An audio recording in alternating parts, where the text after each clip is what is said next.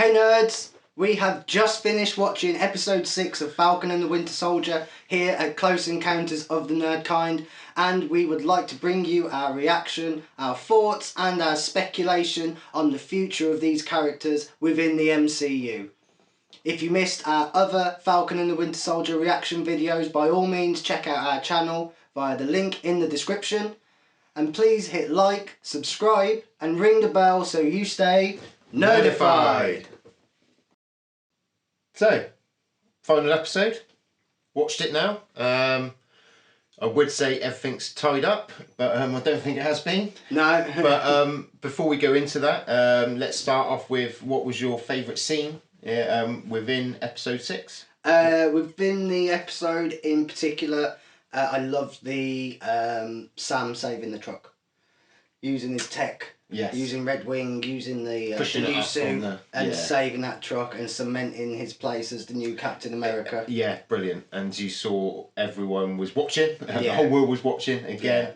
Yeah. Everyone was with their phones, and when he done it, the big cheer. Yeah. Brilliant. Yeah. Obviously counterposed with the John Walker scene a couple of weeks previously. Yes. Yeah. Where the whole world was watching again, and a bit of a different Captain America approach there. Just slightly. Yeah. And what about you then? So, what was your favourite bit? Yeah, I've got a feeling I know what you're going to say. Yeah. But go on. Okay. Well, for me, it's what we've all been waiting for. What I think the whole series has been running up to, and that is seeing Sam Wilson as Captain America. Oh right, sweet. Yeah. Oh, the same thing then, pretty much. Yeah, sweet. Yeah. So just seeing him in that first scene, flying through. Oh, against Batroc. Yeah. I thought that was brilliant. You saw him in the new suit, and again, it was something we've all been waiting for.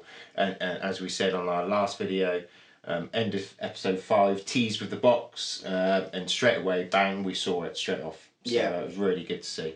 And it's really comic accurate, which I was glad. I mean, it's quite a good costume to adapt. Why would you want to change it? Yeah. Didn't have to change much. The wings, the touch of the red, white and blue on the wings was very good. I thought you were going to say when Bucky calls Sam Cap. Oh, that was good job, because I was going to say that, but I thought Jamie's going to say that, so I said when he saved the truck. But I thought that was brilliant. Job, little tap on the back. Like, oh man, this is it. It's all come full circle, and that was. We'll get into the how we feel about the whole series, but their relationship has been it's been the main focus of the programme. Yeah, and there was so much emotional payoff between the two and between them and other characters. So much respect and what they've been through. Who can blame them? You know? Yeah. And what they've achieved now they're out of it all. Another thing that I really liked is the representation of Sam's Captain America. It was quite different to Steve Rogers. So when he first started fighting Batroc, he sort of went in trying to fight like Steve, you know. Yeah. Brawn using the shield, and there was a few times when Batroc sort of slapped him down a little bit, kicked the shield down. And what you then saw when we get into the helicopter chase scenes, it felt like Sam was sort of using his tech a bit more, fighting smart, because he realises, you know, he can't be the next Steve Rogers because he's not super powered. Exactly. Yeah. And those helicopter scenes were amazing. Like, yeah. Don't know what you thought. No, they were brilliant. Fantastic. Yeah. Touching on what you said about the Batroc fight scene, I think you saw that change when he flipped the shield up and he caught it, and then he used his booster pack and he boosted him away. So then I think then he then decided that, okay, I can't be Steve Rogers. I've got to use the tech. Yeah, I've got to use this tech. Like you say, touching on to the helicopter scene, great scene. It was 2, I suppose. Yes, two helicopter rescues. So the Flag Smashers have taken control of the GRC committee, and 2 vehicles have gone, and then 1 helicopter. So Sam's going after the helicopter, and straight away we see the full suit in action. The full, like you say, the stars and stripes in action, chasing down the helicopter. The rescue attempt to himself, I thought was brilliant. So he used the shield again. So he's used the suits. He's used Red Wing. He's now using the shield, and he smashes down the helicopter door. Yeah, that was brilliant. That was such a good touch. No, I've never seen that action before. And then and then obviously smashes the pilot out through and grabs him, and that's when the committee member takes hold of the helicopter, which was So again, a really good scene. I preferred the first bit. Yeah, I actually preferred the first one where the cop helicopter was going down. Brilliant, yeah. And he landed on the bridge. And then used the wings, obviously vibranium, I guess now, if they can deflect a helicopter. But that was fantastic. And point you made, like you said, he's using all parts of his armour. He can't rely on brawn, so he's using his brains. And for me, those rescue scenes were as good as any I'd seen the original Avengers do. Yes, to be perfectly honest, and brilliant. he really felt like a bit of a cross between Iron Man and Captain America. Yes, I really like the direction and the portrayal that he's coming across with. Yeah, and like you say, on the bridge scene where he rescued the helicopter was brilliant. The wings out and the shield was sent up. Yeah, it was such a good scene. It was an immediately iconic scene. Yeah, and then you got all the crowd cheering again. And I think throughout this episode, we saw all these little bits where we saw the normal people, the crowd, cheering on these heroes now, which like you touched on earlier, which they needed after what happened with John Walker. Yeah, and then one point on that is you saw Bucky being thanked a bit later on in the episode, but when and you saw his face, he didn't know what to do. He didn't know what to do, but I think he's quite like thank you for saving us, and he was like, "Oh, actually, that feels better than shooting someone in the head." Some surprisingly, innocent person. Yeah. And on the subject that you raised earlier, sort of, there was a lot of things to tie up in this episode, and some things have been left open, some things were resolved, some things were resolved quite quickly, but no less effectively, I think. So the John Walker almost returned to grace. His entrance, when all seemed lost, and John Walker steps in and calls out Carly. At first, you think this is the same old John Walker. He just wants blood. Yeah, he wants vengeance for Lamar, and that's the way the conversation goes originally. And then there is that, and they weren't particularly subtle about it. Let's be honest, but there is a moment where he literally snaps out of it. Yeah. And you can see him choose the right decision to save the people over pursuing vengeance against Carly. Yeah.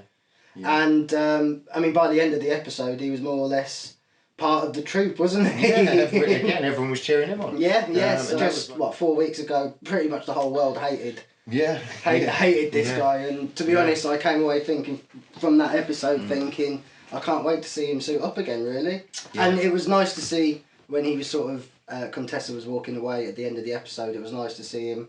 I'm back. He was so happy. Yeah, it's good. It was good to see him. Back. Yeah. He was back to being his old self again as well, not just and renamed as US agent. Great John Walker. Yeah, brilliant. The black works, definitely. Yes, yeah. So that was nice to see. And, thankfully Sam was there in the end. As I said, my favourite scene when he was propping up that GRC hostage truck with his tech, with Red Wing. Because obviously John Walker tried and got jumped. Yeah. And then Sam comes in, and that's the pivotal moment, I suppose, isn't it? But I think the whole episode with the wingsuit, he was very much portrayed almost like angelic. There was a scene where he was bringing down Carly's dead body, and that almost seemed like quite an angelic scene. That scene, everyone stopped.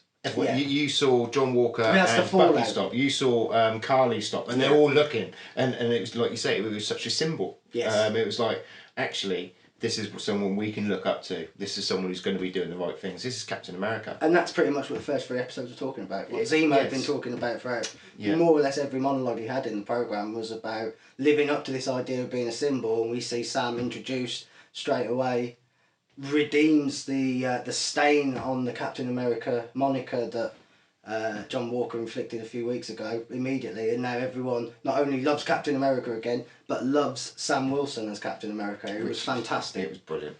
And that whole scene was all rounded off. I mean, it was quite a drawn out scene, but I don't think it overstayed its welcome at any point. The resolution scene, where we got probably the most obvious sort of reveal that I think was coming is that Sharon was the power broker. Yeah, no, like you say, that scene.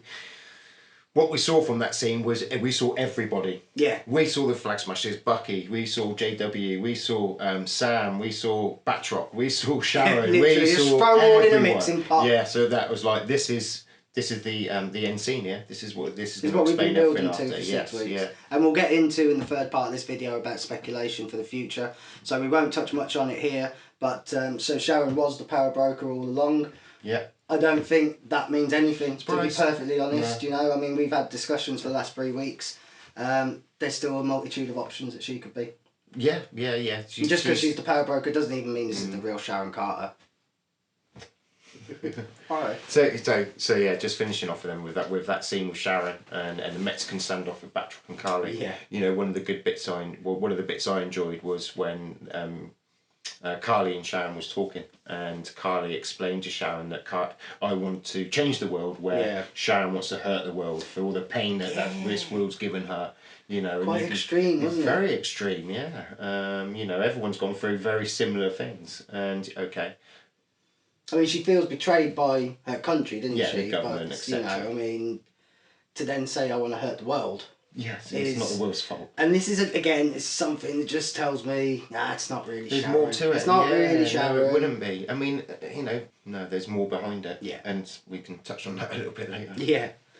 And so obviously the long and the short of it is it ends up with Sharon killing Carly and Batroc. Yeah. And she was on a killing spree this week.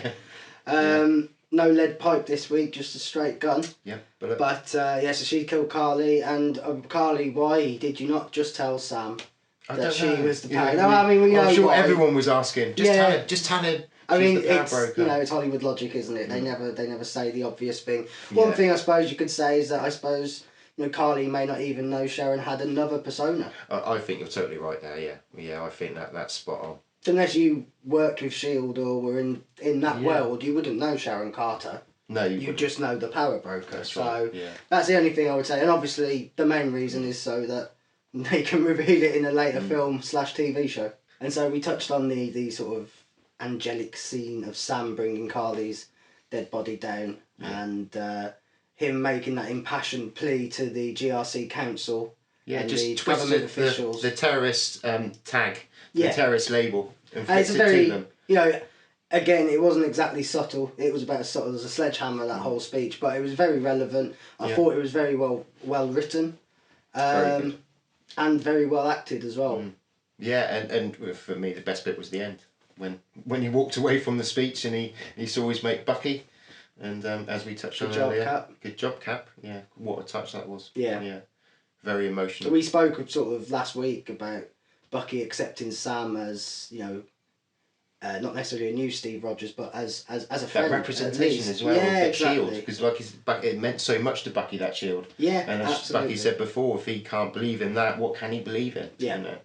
And it must be nice for Bucky to know that he can trust the Shield to Sam as well. Yes. So obviously the first few episodes, there was that distrust between Sam and Bucky judged Sam for giving the Shield away, totally. And obviously all of that is gone now.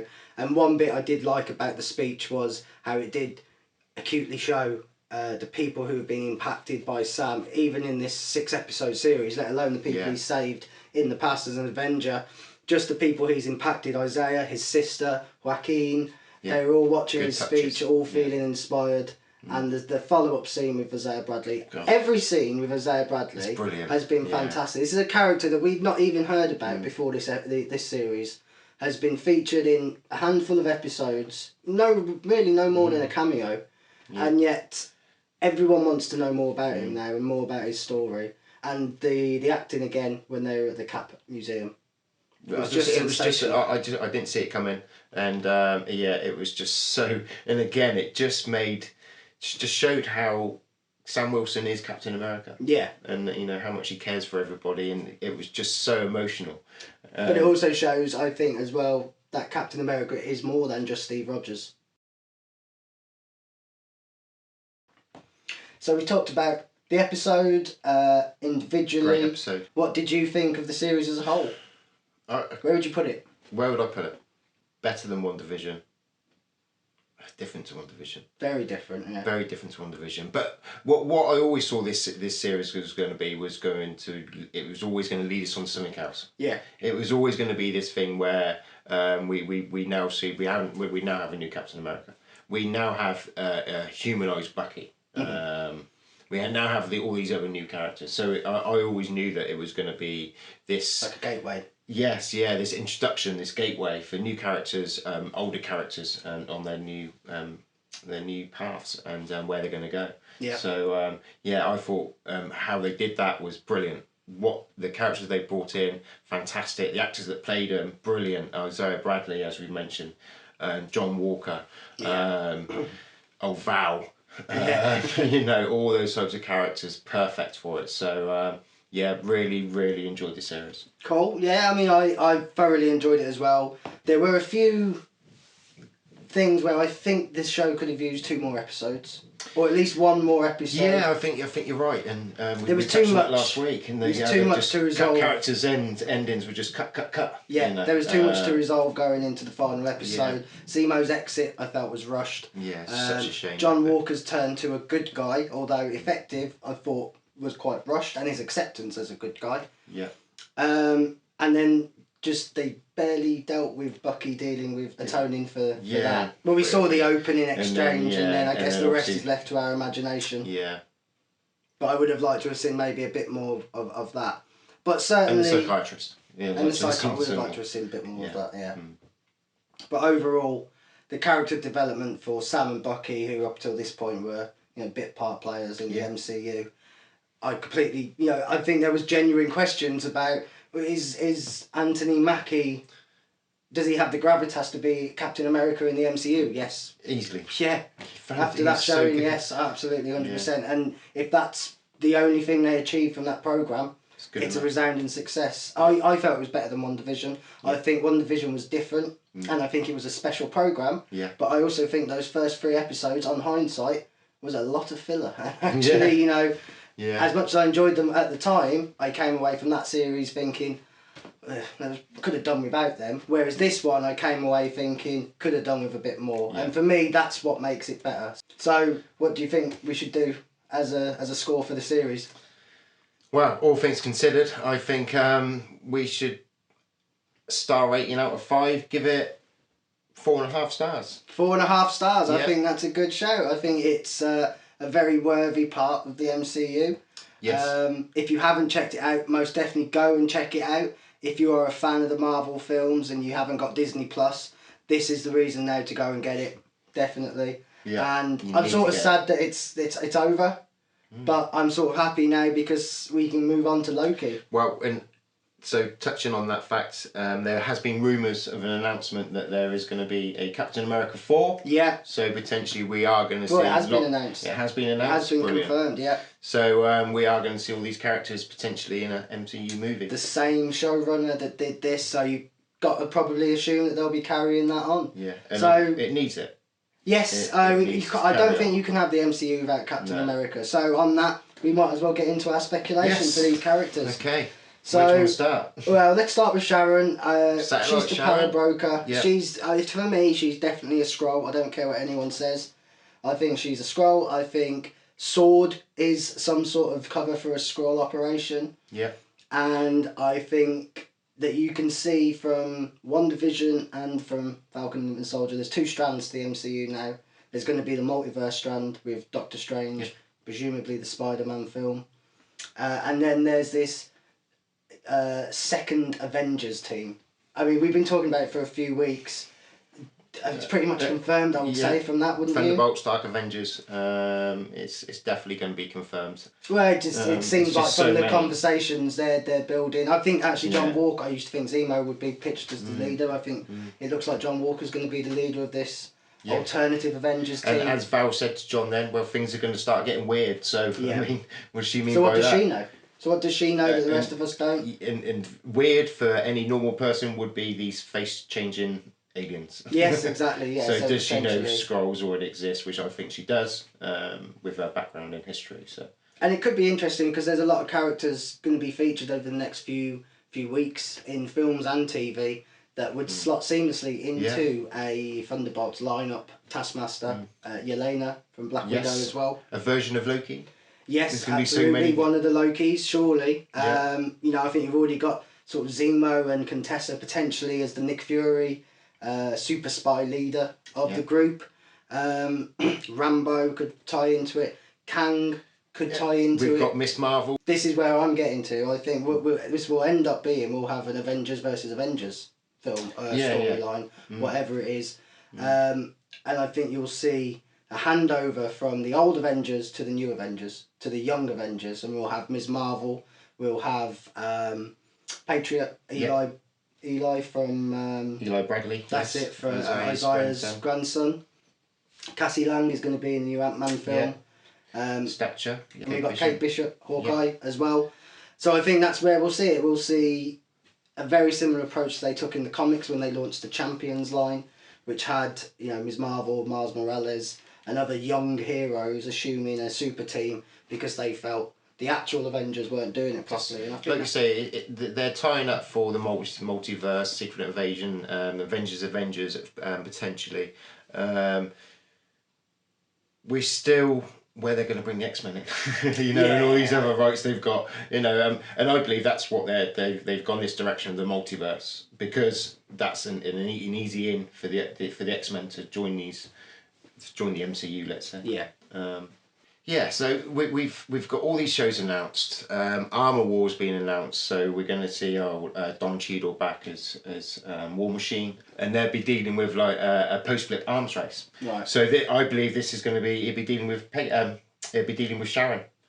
Oh, She's now got all these weapons available, as she said idea. at the end. She's got all these prototype weapons. She's got all these government secrets. So she could be. This is all going to be tying up, as Marvel do, tying up to some big event, with Armor Wars tying up that in the future. So that is it for another week from Close Encounters of the Nerd Kind. Thank you very much for joining us. As always, if you have enjoyed this video, you should definitely go and check out the rest of our channel. We've got some toy reviews, we've got some more reaction videos, we've got some comic book news, so lots of stuff if you are into anything nerd. And the only way to stay up to date is... like, subscribe, ring the bell, stay nerdified.